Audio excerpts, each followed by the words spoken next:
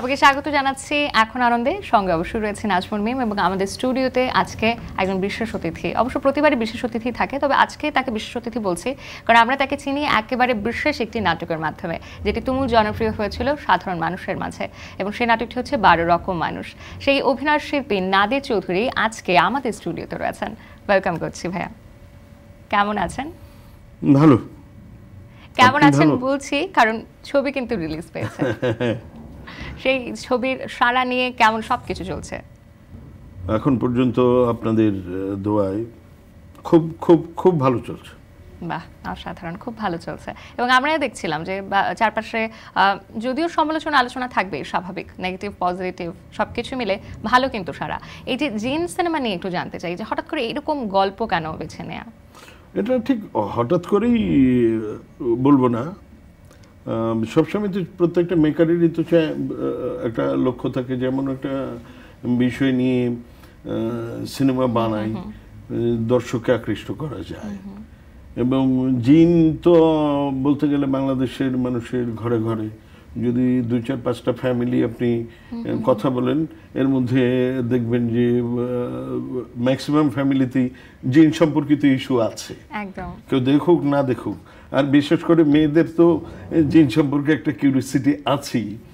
তো আমরা ভাবলাম, আমাদের জাজ মাল্টিমিডিয়ার কর্ণধার আব্দুল আজিজ, আমি আলোচনা করলাম, ভাবলাম, এবং জিন নিয়ে তো আমাদের এখানে কেউ কখনো কোনো ছবি করেনি। তো ওই ভাবনা থেকেই মূলত আমরা জিনের গল্পটা পছন্দ করেছি। তবে যে ভুতুরে ঘরানা, এটা কিন্তু আমাদের দেশের প্লট অনুযায়ী আমরা বলি খুব একটা কিন্তু আমাদের ইন্ডাস্ট্রিতে ওভাবে আমরা দেখতে পাই না। তো সেক্ষেত্রে কেন মনে হচ্ছে চ্যালেঞ্জটা নিব যে আসলে ওভাবে মানুষ অ্যাকসেপ্ট করতে পারবে? আসলে একেবারেই মানে ভুতুরে ঘরানা আপনি বলতে পারেন, কিন্তু জিনের গল্পটা কিন্তু একটা একেবারেই পারিবারিক একটা গল্প, একটা ফ্যামিলি, এবং সেই ফ্যামিলিতে জিনকে কেন্দ্র করে একটা ক্রাইসিস তৈরি হয়েছে, এবং সেই ক্রাইসিসটাকে ফেস করেছে এই ফ্যামিলিটা, বিশেষ করে সজল হাজব্যান্ড, এবং যে এফেক্টেড হয়েছে মোনা, পূজা, এবং এই দুইটা চরিত্রকে কেন্দ্র করেই, মূলত মোনাকে কেন্দ্র করেই অন্যান্য চরিত্রগুলো আবর্তিত হয়েছে। এবং আমার কাছে মনে হয়েছে যে আমরা খুব সাকসেসফুলি দর্শকের কাছে এটা প্রেজেন্ট করতে পেরেছি। বাহ, অসাধারণ। এবং এবার যদি জুটির বিষয়ে আসি, মানে সিনেমার কাস্টিংটা কিন্তু খুব বেশি গুরুত্বপূর্ণ। তো সেক্ষেত্রে আমাদের দেশের মানুষের মধ্যে যেটা বিরাজ করে যে আমরা অনেক দিন ধরে যাকে দেখে আসি তাকেই আসলে নেই, নতুনদেরকে খুব একটা ওভাবে করে আমরা গ্রহণ করতে পারি না বা স্বাচ্ছন্দ্য বোধ করি না। সেক্ষেত্রে সজল এবং পূজা একেবারে নতুনভাবেই তারা এসেছে দর্শকদের মাঝে, নতুন সিনেমা, নতুন ঘরানার সিনেমা এবং নতুনভাবে। তো সেক্ষেত্রে আসলে কেমন তাদের নিয়ে মন্তব্য করবেন? আসলে এটা আমি কখনো ভাবিনি যে দর্শক মানে কাকে বেশি চেনে বা কাকে গ্রহণ করবে। আমি সবসময় যখন কোনো গল্প পছন্দ করি তখন গল্পটাকেই প্রাধান্য দিই, এবং আমি বলবো যে জিনের গল্পটাই হচ্ছে নায়ক। আচ্ছা। এবং সেই নায়ককে কেন্দ্র করে যে চরিত্রগুলো আমি কাস্ট করেছি, এটা বলতে পারেন অনেকটা দাবার ঘটির মতো, অনেক খুঁজে খুঁজে খুঁজে খুঁজে খুঁজে খুঁজে আমি কাস্টিংটা দিয়েছি। এবং দেখবেন যে এখানে জিনের সেই ট্রেডিশনাল কাস্টিং কিন্তু নেই। আর সিনেমা ঘরানার যদি বলি, এক পূজা রোশন ছাড়া বলতে গেলে সেভাবে রেগুলার সিনেমার কাস্টিং কিন্তু নেই, ম্যাক্সিমামই হচ্ছে থিয়েটার কেন্দ্রিক কিন্তু। এবং আমার কাছে সবসময় মনে হয় যে অভিনয় চর্চাটা যারা থিয়েটারের সাথে সম্পৃক্ত তাদের কাছ থেকে আমি অনেক ভালো পাবো। আমি আগের ছবিগুলোতেও দেখেছি, আমি যখন নাটক করেছি তখনও দেখেছি, এবং এই রিস্ক আমি বলবো না, এখন মানুষ বলে যে আপনি অনেক বড় রিস্ক নিয়েছেন, আমি বলি যে না, রিস্ক নিয়ে না, একদম অ্যাপ্রোপ্রিয়েট কাজটা করেছি। আচ্ছা, কারণ আমরা সেটাই দেখতে পাচ্ছি যে আসলে অ্যাপ্রোপ্রিয়েট কতটুকু হয়েছে। আসলে ভাই, যদি আপনার নিজস্ব ব্যক্তিগত জীবনে যদি আমি আসতে চাই, যে আপনি থিয়েটার থেকে এসেছেন, মঞ্চ নাটক থেকে নাটক করবার পর দীর্ঘদিন নাটকের জীবন থাকবার পর আপনি 3টি সিনেমা নির্মাণ করেছেন, এবং এর আগের সিনেমাটিও কিন্তু বেশ ভালো করেছে, 4টি বিভাগে জাতীয় চলচ্চিত্র পুরস্কার পেয়েছে। তো এই যে এই সিনেমাটি, ওইটার একটা গান কিন্তু 36 মিলিয়ন ভিউয়ার্স। জি, মেয়েটি এখন কোথায় যাবে আসলে বলতে গেলে জনপ্রিয় হয়েছে। ওর পর দীর্ঘদিন একটা বিরতির পর কিন্তু আমরা জিন সিনেমা পেয়েছি, যদিও এটা শুটিং হয়েছিল 2019 সালে। এত দিনের বিরতির পর আসলে এই সিনেমাটি আমরা কেন পেলাম 23 সালে এসে? আমি আসলে মানে মানে রিলিজটা একটু দেরি হয়েছে। রিলিজটা দেরি হয়েছে তো সঙ্গত কারণেই, কারণ করোনা চলে এসেছিল। আমরা শুটিং শেষ করেছিলাম 2019-এর শেষের দিকে। আমাদের ছবি প্রায় রেডি, পোস্ট প্রোডাকশনে কিছু কাজ ছিল। পয়লা বৈশাখে ছবিটা রিলিজ করার কথা ছিল 2020-এর, কিন্তু এর মধ্যে তো করোনা এমনভাবেই জাঁকিয়ে বসলো যে এই ছবি রিলিজ করার কোনো উপায় ছিল না। তারপরে আপনার এটার যে ভিএফএক্স এর কাজ করছিল কলকাতায় যে ছেলেটি, সে করোনায় এফেক্টেড হয়ে মারা গেল। তো ফলে কাজটা কিছুদিন বন্ধ থাকলো। তারপরে আবার উদ্যোগ নিয়েছি। করোনা যেভাবে আসছিল আমরা চিন্তা করেছি একেবারেই শেষ না হওয়া পর্যন্ত আমরা এটা রিলিজ করব না। তাহলে মানে যত মানে প্রতিবন্ধকতা ছিল সব কাটিয়ে আমরা 23 সালে জিন সিনেমা পেয়েছি। তবে এই যে আপনার যদি বলি যে সিনেমা ভাইয়া 3টি নির্মাণ করেছেন, তো এরকম মানে হঠাৎ করে মানে অভিনয় ছেড়ে আমি সিনেমা নির্মাণ করব, এই মন মানসিকতা কেন সৃষ্টি হলো? টিভি নাটকে তো সেভাবে কাজ খুব বেশি হয়ও না এখন। আর আমাদের ন্যাচারালি আমার বয়সটাও একটা বিষয়, যে এখন আমার এই অনুযায়ী ক্যারেক্টার পাওয়াও খুব ডিফিকাল্ট। আর টিভি নাটকে তো এখন বাজেট সমস্যা, ফলে একটা দুটো চরিত্রের বাইরে অন্য চরিত্রগুলোকে নিয়ে খুব বেশি চিন্তা করার অবকাশও কম। আসলে এটা ছোটবেলা থেকেই ছিল যে সিনেমা করব, সিনেমার পোকাটা সবসময়ই ছিল। ভূত বলেন জিন বলেন, এটা খুব ছোটবেলা থেকেই ছিল। যখনই সুযোগ পেয়েছি আমি কাজে লাগিয়েছি। অসাধারণ। আমরা একটি ছোট্ট বিরতি নিয়ে নিচ্ছি প্লিজ।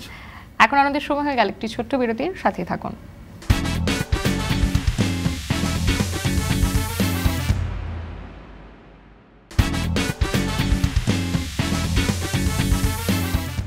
বিরতির পর আবারও স্বাগত। এখন আনন্দের এই জিন সিনেমা, তার বাজেট বা এই যে আমি বলছিলাম যে ভুতুড়ি ঘরানার হলে হয় কি আমাদের বিভিন্ন ধরনের কাজ কিন্তু এখানে থাকে, তো সেই কাজ অনুযায়ী আসলে কতটুকু আমরা দিতে পেরেছি বা বাজেট কিরকম ছিল? এক্স্যাক্টলি বাজেটটা কত এটা তো আমি বলতে পারবো না, এটা প্রযোজনা সংস্থাই বলতে পারবে। আমরা কাজ করেছি, তবে আমি এটুকু বলতে পারবো যে প্রযোজনা সংস্থা যে বাজেট তারা নির্ধারণ করেছিল এর চেয়ে বেশি তো হয়নি, বরং কমই হয়েছে। কারণ আমি মনে করি যে কাজ করতে গেলে প্রযোজককে তো বাঁচিয়ে রাখতে হবে, সুতরাং কত কম খরচ করা যায়। কম খরচ করা যায় মানে শুটিংটা যদি আমি খুব প্ল্যান অনুযায়ী করি, আমার কাছে যেটা মনে হয়েছে কাজ করতে গিয়ে বাংলাদেশে, সেটা হচ্ছে অনেক ক্ষেত্রেই আমাদের অনভিজ্ঞতার কারণে শুটিং টাইম বেড়ে যায় এবং আমরা খুব প্রপার প্ল্যান না করার কারণে প্রোডাকশন কস্ট বেড়ে যায়, এতে প্রযোজক ক্ষতিগ্রস্ত হন।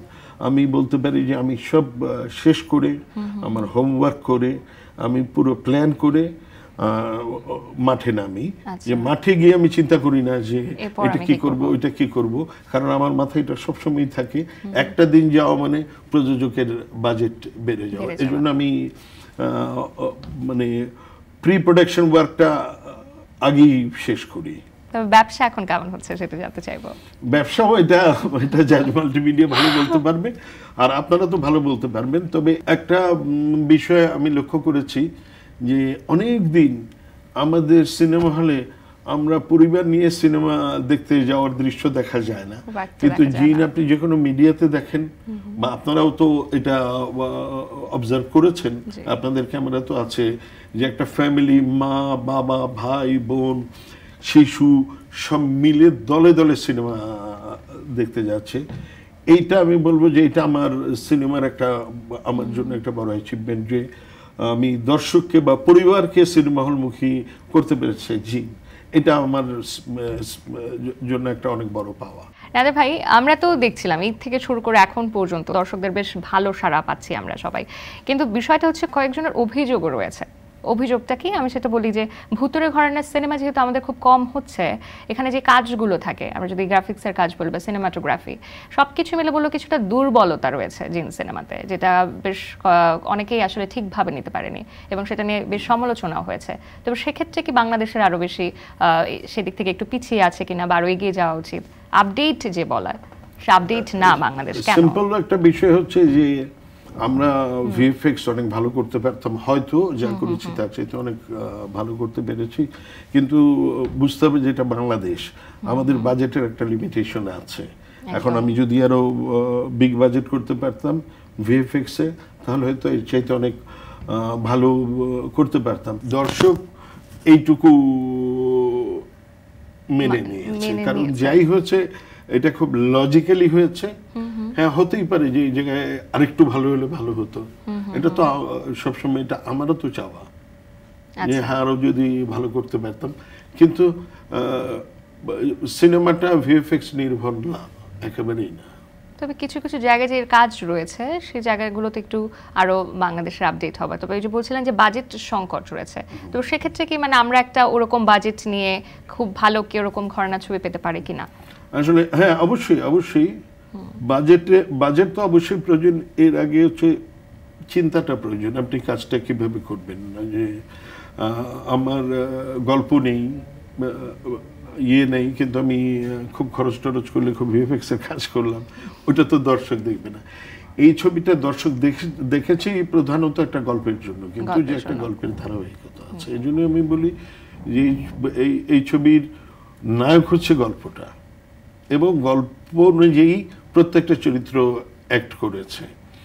আমি অভিনয় করেছে সজল, পূজা সহ। আমি অনেক ইন্টারভিউতে বলেছি, প্রথম যেদিন ওরা ছবিটা দেখেছে আমার সাথে বললো কেমন, এখন ডিরেক্টর হিসেবে ওরা আমাকে জিজ্ঞেস করছে আপনার কেমন লেগেছে। আমি বলছি আমি তো অভিনয় দেখিনি, এখানে অভিনয়টা কোথায়?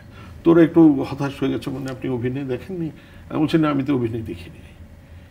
বললো তাহলে আমরা কি করলাম? আমি বলছি এটাই তো করেছো তোমরা, অ্যাজ ফ্যামিলি মেম্বার যা করা দরকার একদম ন্যাচারালি, একদম সেটাই তো আমি স্ক্রিনে দেখেছি, এবং আমি নিশ্চিতই দর্শক এটাকে গ্রহণ করবে। অসাধারণ। আমরা এবার আরো একটি বিরতি নিব, বিরতির পর এসে আমার অবশ্যই আরো কিছু জানবার রয়েছে নাদের ভাই। এখন আমাদের সময় হয়ে গেছে আরো একটি বিরতির, সাথে থাকুন।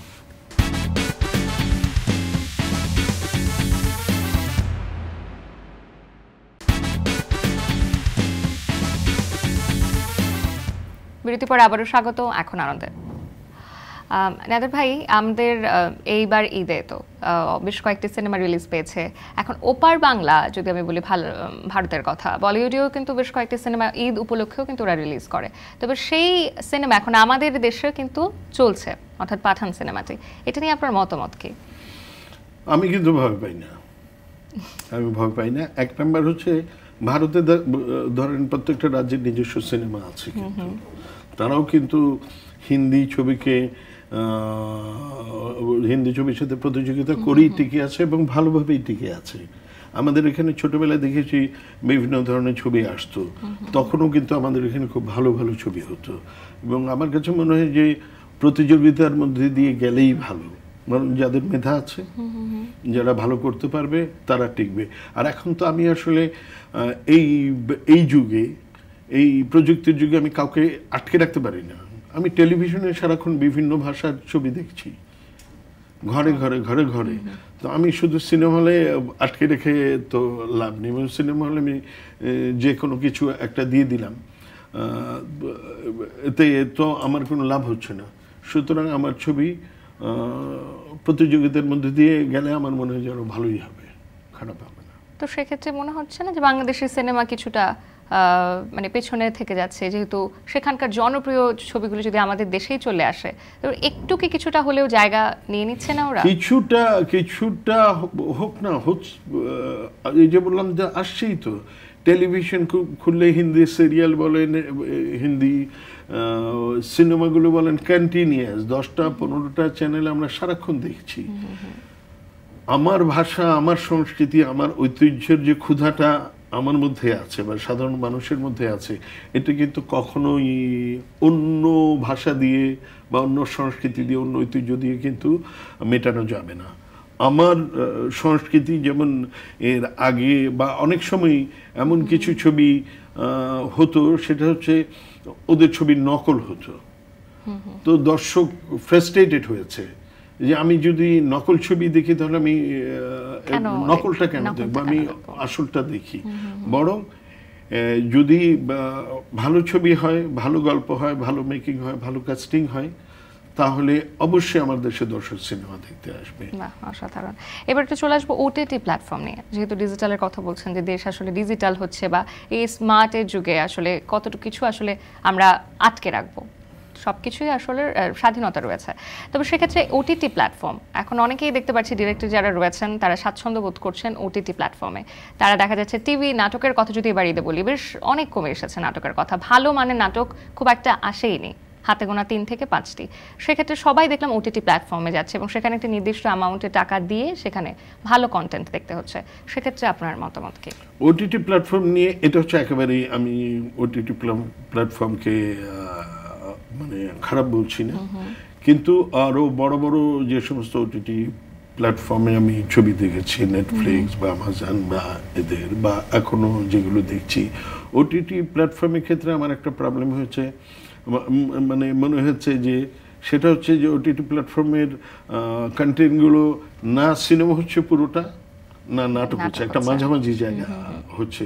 কারণ ওটিটি প্ল্যাটফর্ম পুরোটা সিনেমার বাজেট দিচ্ছে না, আবার নাটকের বাজেটও দিচ্ছে না। তো যদি ওই জায়গায় যেতে পারে তাহলে অবশ্যই ভালো। এবং হোক ওটিটি প্ল্যাটফর্মেও, ওটিটি প্ল্যাটফর্ম আমি বুঝি যে আগে আমাদের দেশে ভিডিও ক্লাব ছিল, দোকান থেকে ক্যাসেট নিয়ে মানুষ বাসায় গিয়ে দেখতো, এখন electronics video club, OTT, it's like that. ভালো ছবি হলে, ভালো কন্টেন্ট হলে দর্শক দেখবে। এগুলো কিন্তু একই, আগে যা হয়ে এসেছে একই, কিছু ফর্ম চেঞ্জ হয়ে যাচ্ছে শুধু। ওকে, অসাধারণ। নাদের ভাই, যেটি বলবো যে আমরা চাই যে বাংলা সিনেমার দর্শক আবার ফিরে আসুক, এভাবে বাংলা সিনেমার জয় জয়কার চারপাশেই হোক। তবে আমাদের সময় একেবারে শেষ হয়েছে, এখন আনন্দ থেকে বিদায় নিতে হচ্ছে। ধন্যবাদ এখন টিভিকে, এবং আপনাকেও ধন্যবাদ চমৎকার উপস্থাপনার জন্য। এবং আপনারা টেলিভিশন মিডিয়া ভালো ছবিকে পৃষ্ঠপোষকতা করবেন, দর্শককে সিনেমা হলে নিয়ে আসার জন্য। আর আমি শুধু বলবো, একটা কথা বলবো, যে আমরা খুব আকতি মিনতি করি দর্শককে বাংলা ছবি দেখুন, বাংলা ছবির পৃষ্ঠপোষকতা করুন। এটা করতে হবে না। আপনি ভালো ছবি বানান, আমি ভালো ছবি বানিয়েছি এটা বলবো না। আমি মনে করি আমি একটা ঝুঁকি নিয়েছি, ফাইন, কিন্তু আমার পেছনে কিন্তু আরো অনেক পাগল ছেলে মেয়েরা আছে, ওরা আমাকে টপকে কিন্তু সামনের দিকে যাবে। আমি পথটা দেখিয়ে দিলাম। অসাধারণ ভাই, অসাধারণ। অনেক ধন্যবাদ আমাদের স্টুডিওতে আসার জন্য। এখন আনন্দ থেকে আমাদের বিদায় তো নিয়ে নিতে হচ্ছে, তবে যাবার আগে দুটি মাধ্যম জানিয়ে দিতে চাই আপনাকে। ফেসবুকে এখন টেলিভিশন দেখতে ভিজিট করুন facebook.com/tv.এখন, এবং ইউটিউবে দেখতে ভিজিট করুন youtube.com/c/echontv।